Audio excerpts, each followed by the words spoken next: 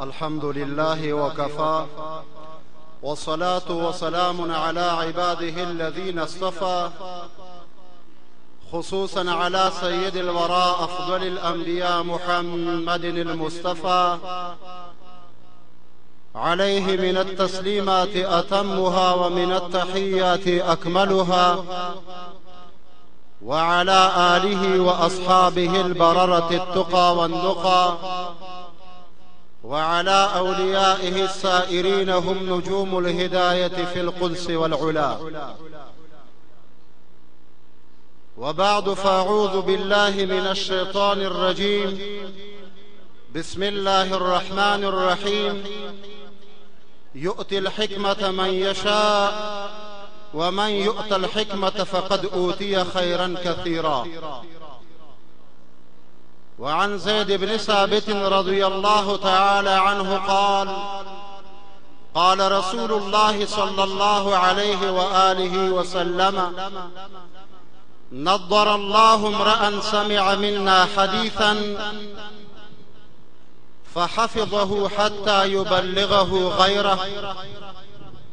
فرب حامل فقيه إلى من هو أفقه منه، ورب حامل فقيه ليس بفقيه، أو كما قال عليه الصلاة والسلام. رواه الترمذي. إن الله وملائكته يصلون على النبي يا أيها الذين آمنوا صلوا عليه وسلموا تسليما. اللهم صل على سيدنا ومولانا محمد وآله كما لا نهاية لكمالك وعدد كماله. فكسب د إجازة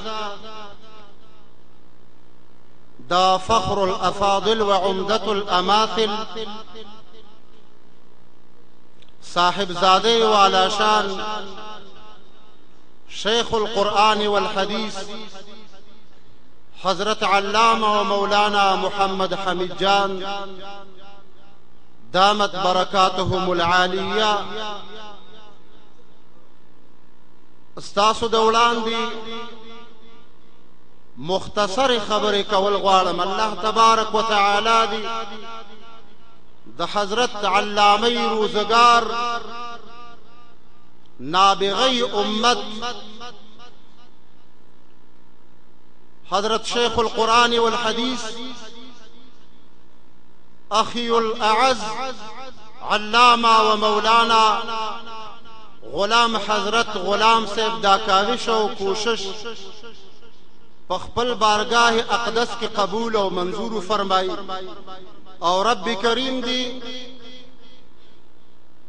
دی فارغین تا دستار فضیلت زی برکت او سبب د ترقی د ظاهر او د باطن وګرځي. دوستانو دا کم احادیث طیبه چې دلته لوستل شوي دي ایمو د دین را جمع کړي دي، دا د حضرت آقا و مولا محمد عربی علیه الصلاة والسلام گوهربار الفاظ دي، او دا هغه پاک صحابه کرامو د نبی کریم صلی الله علیه و آله وسلم نه اوریدلي موږ ته را نقل کړي. امام ابو زرعی عراقی رحمت الله علیه مبارک لیکي داغه نه چا پوښتنه وکړه چې داسې اورو چې احادیث د نبی کریم علیه السلام څلور زره دي، او ورته وایي قلقل الله انیابه، الله دې د غاښونه مات کړي چا چې دا خبره کړې وي. څنګه وایي چې احادیث د رسول الله علیه السلام څلور زره دي؟ کوم راویانو چې نبی کریم علیه الصلاة والسلام نه روایت کړي د هغوی تعداد دی 1,14,000 صحابه کرام. نو چې کله تعداد د راویینو او محدثینو د نبی کریم علیه الصلاة والسلام مبارک نه په اندازې د 1,14,000 وي نو بیا به څنګه احادیث 4,000 وي او هغه بیا استدلال کوي چې نبی کریم صلی الله علیه وسلم سره په حجۃ الوداع کې او دغه نبی کریم علیه الصلاۃ والسلام سره په غزوه تبوک کې چې کم تعداد مشارکت کړي هغه ټول صحابه کرام 1,14,000 صحابه کرام دي او د ټولو سمع د نبی کریم علیه السلام نه ثابته ده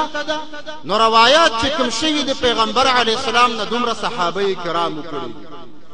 او دغه ټول تعداد د صحابه کرامو په څو طبقاتو کې تقسیم شوی دی اوله طبقه د محدثینو د نبی کریم علیه الصلاۃ والسلام نه هغه صحابه کرام دي چې هغه ته کثیر الروایت صحابه کرام هغه صحابه کرام چې د پیغمبر علیه السلام نه ډیر روایت کړي دي او هغه صحابه چې کثیر روایت د نبی کریم علیه السلام لري هغه ته په اصطلاح د صحابه کرامو کې اصحاب الالوف وایي هغه صحابه کرام چې د 0 نه تر 3,000 پورې روایت د نبی کریم علیه السلام نه کړي وي دا اصحاب الالوف صحابه کرام خود دې تعداد ډیر کم دی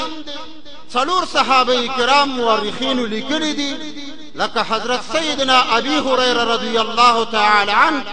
چې د نبی کریم علیه السلام نه 5,104 بیا روایت او یا 5,304 بیا روایت د نبی کریم علیه السلام نه او یا حضرت عبد الله ابن عمر پکې شامل دی رضی الله عنه مبارک چې 2,210 روایت نبی کریم علیه السلام نه کړي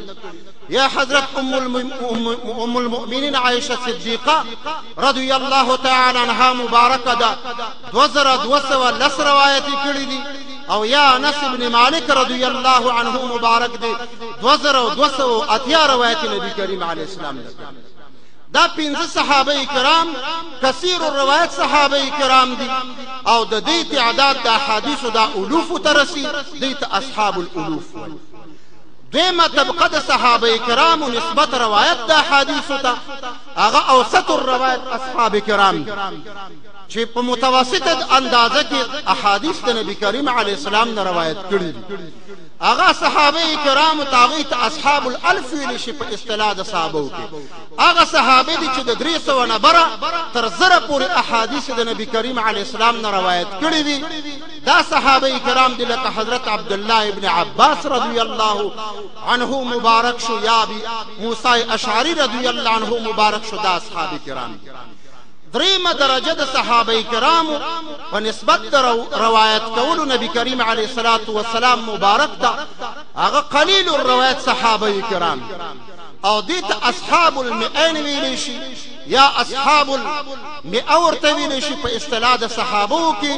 چې دا غیر روایت در 100 روایتونه تر 300 روایت پورې نبی کریم علیه السلام نه ثابت څلورمه مرتبه د صحابه کرامو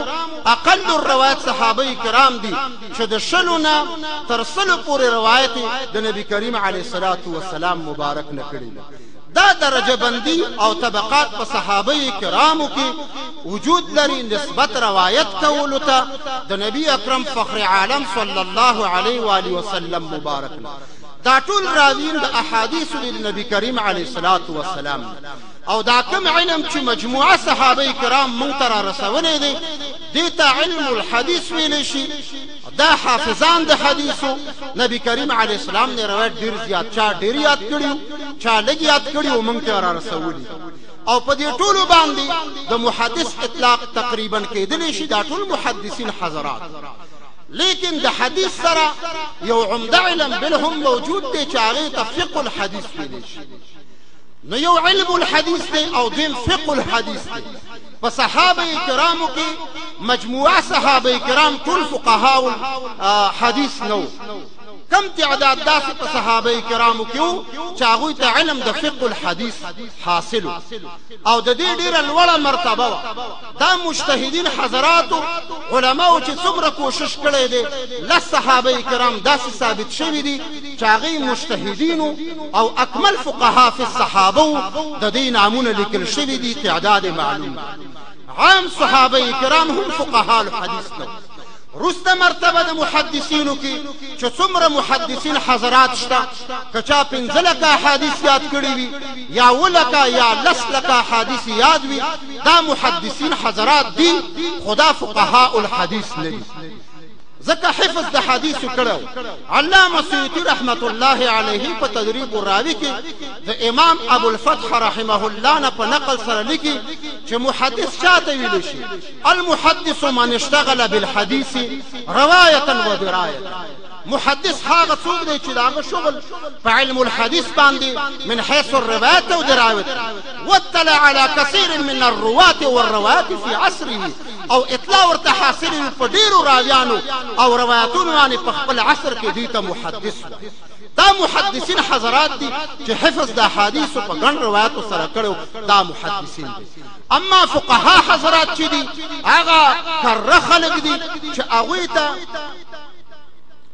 هغه ته د فقه شریف علم د احادیثنا استنباط محدثین حضرات لیکي چې زمون کار هغه د چې حفظ د احادیث وکړو او هر چې تدبر او تفکر دی فعل الفقهي دا د فقهي کار دی چې څومره استنباط کی څومره استخراج کی مسائل ثابت د احادیثنا دا د فقهای کرامو او د مجتهدین کرامو کار دی په صحابه کرامو کې د حل نزاع د پاره د مسائل د پاره د رجوع د افتاء د پاره د عام صحابه ته رجوع نه کېدله دا خصوصي صحابه کرامو ته رجوع کوله په دور د حضرت ابوبکر صدیق رضی الله عنه مبارک کې څه خاص صحابه کرام تین شیو هغه د افتاء د پاره خاص دغه شان په دور د خلافت د عمر فاروق رضی الله عنه کې خلفاء اربعو په دور کې او په صحابه کرامو کې مشهور خلق دا فقها فی الصحابه مرجع د افتاء هغه ته ټول رجوع کول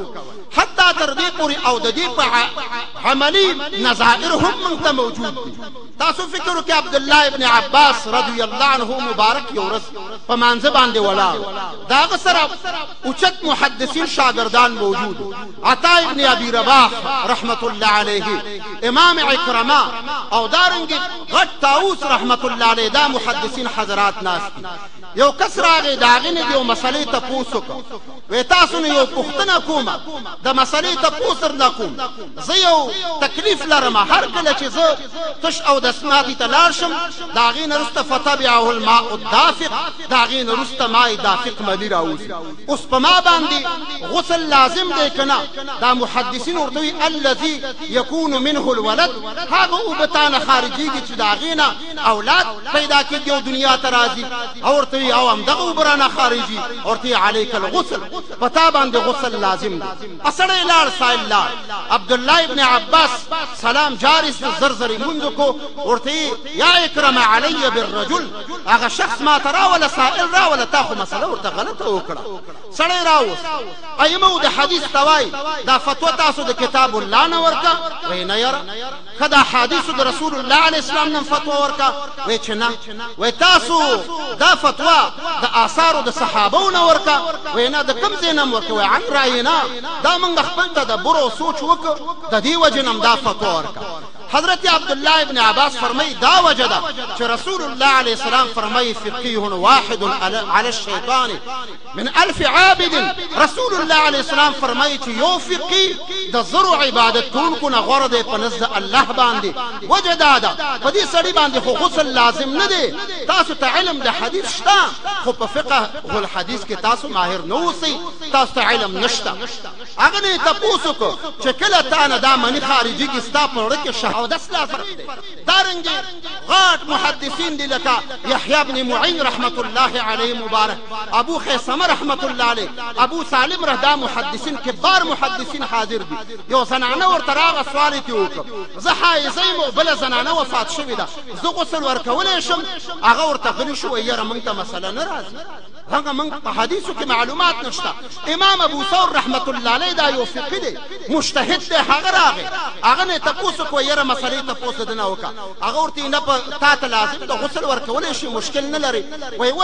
ولی غسل ورکول شي وای رسول الله علیه الصلاه والسلام حضرت عائشه صدیقه رضی الله عنها ته او فرمایل چې ان حیضتک ليست فی یدک تو غسل ورکول شي او ژوندې سړی منځلې شي او هغه كنت افرق راس رسول الله صلی الله علیه وسلم على الماء وانا حائض ما د پیغمبر علیه الصلاۃ والسلام سره د اوبو سره منغزاو او زه په حالت د حیض کې وم. محدثین را شروع شو دا سند خو ماته په دومره طریقو سره رسېدلی، ابل وایي ماته په دومره طریقو سره رسېدلی دی. زنانه ورته وایي فاین کنتم الی الان، تر اوسه کوم ځای کې وایي چې مسله زده نه وه، اوس راته سندونه بیانوي. نو دا فقه الحدیث دا یو عمده علم دی او نچوړ د دې احادیثو دی. نو د فقهاو مرتبه دا ډېره اوچته ده. دا یو تمهید او مقدمه وه. زما غرض د یو نقطې بیان دی، دا دی چې د نبی کریم علیه السلام دا فقهاو محدثین صحابه کرام وروسته د هغې نه چې دارالخلافه را انتقال شو کوفې مشرفې ته. دلته ابن سعد رحمت الله علیه لیکلي دي چې 1400 صحابه کرام د نبی کریم علیه السلام راغلي، 1400 صحابه کرام راغلي. په دې کې داسې جلیل القدر اصحاب کرام دي لکه حضرت علی رضی